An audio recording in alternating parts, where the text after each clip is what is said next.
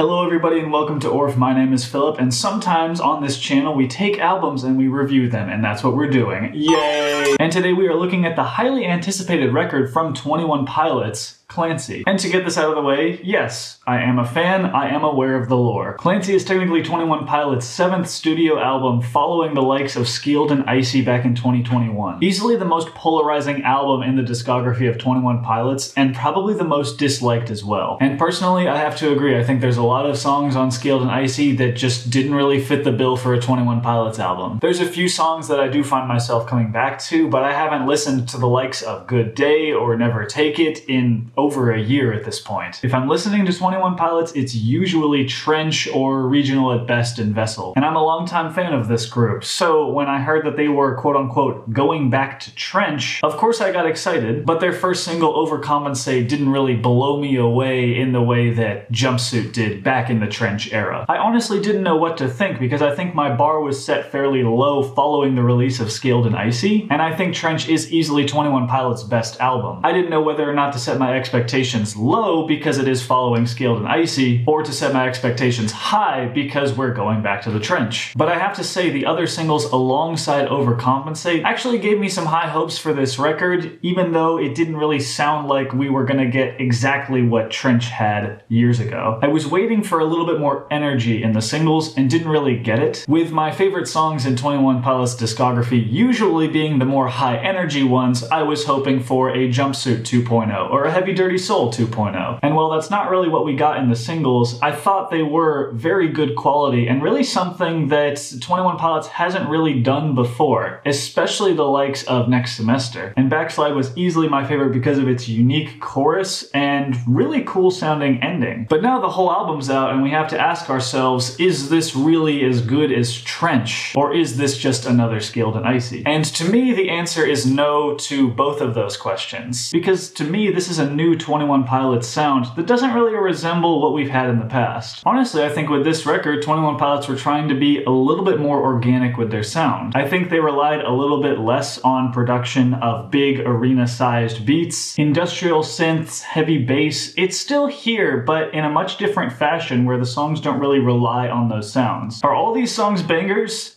Absolutely not. But is it something worth listening to?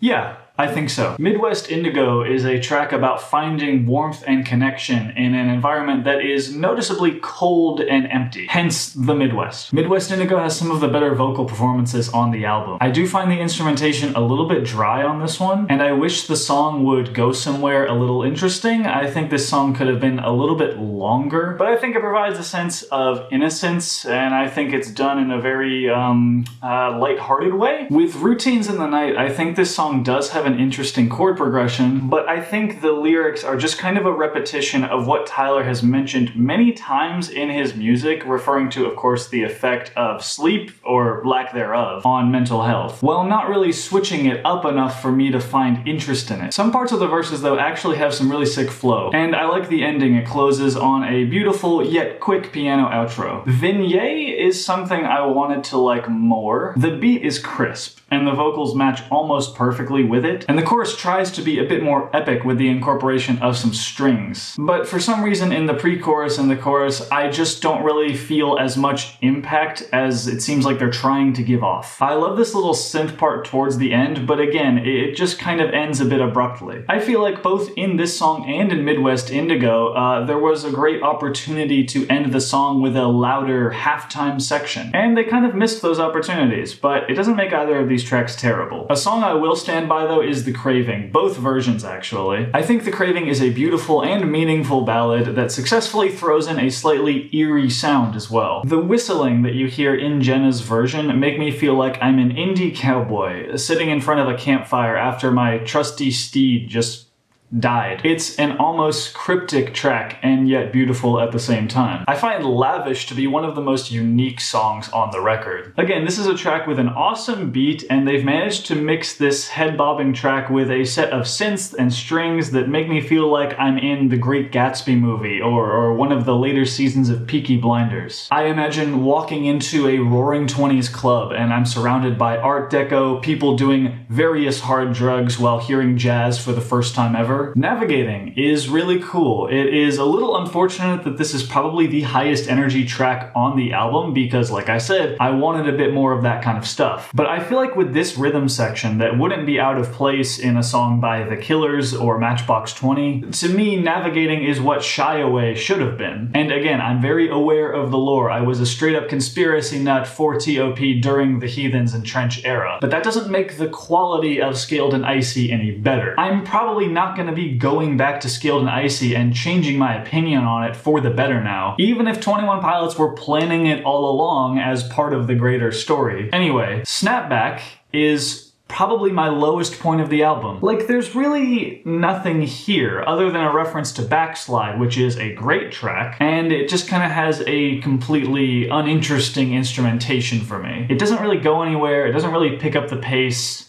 What more can I say about it? That being said, we totally switch gears with Oldie Station. While it also definitely feels a bit slow for me, I think it actually has some of the best vocal melodies and actually some of the most interesting and meaningful lyrics on the entire album. If I'm not mistaken, this song is about a few things. Partially about growing old and learning lessons in life and not giving up, but also the idea that a lot of people struggle with the fact that a lot of things they used to love, basically a lot of things that give an intense feeling of nostalgia, are essentially being cancelled. The song is acknowledging that it's quite difficult to grapple with the fact that the things that give nostalgia and are still seen as okay in modern society might now be seen as outdated. And with the things that might no longer be accepted in modern society, many people are kind of forced to make this choice whether one should continue openly supporting and loving things that give them a sense of nostalgia, you know, one of the strongest human emotions, at the risk of being a bit of an outcast, or should one quote-unquote purge the things that they love in order to make room for the new and the correct. And no matter what side you're on, just the idea of knowing that your favorite things might now be seen as old and outdated, like your favorite songs being on the Oldie Station, can be very daunting for some that feel that time is moving too quickly. A theme that was also mentioned on Overcompensate. I find that very interesting. So even with a less interesting instrumentation, I feel like the song is attempting to convey a message in a way that is stronger than any other 21 Pilots song since, I want to say, the Trench era. Following this, we have At the Risk of Feeling Dumb, which has a very clear message, really a request, to check in on your friends and family, especially in times of low mental health, even if it's not the right time, or even if it's a little weird to do it. It's important to overcome that feeling because that communication is much more important, which I think is really cool. And the instrumentation picks up a bit on this one because even with a slower tempo, there is more of a contrast between the verse and the chorus, which I think works. And finally, we have Paladin Strait, which is one of the locations on the map of the fictional content of Trench. And I think it's about Clancy leaving Trench and the city of Dima. Did the Banditos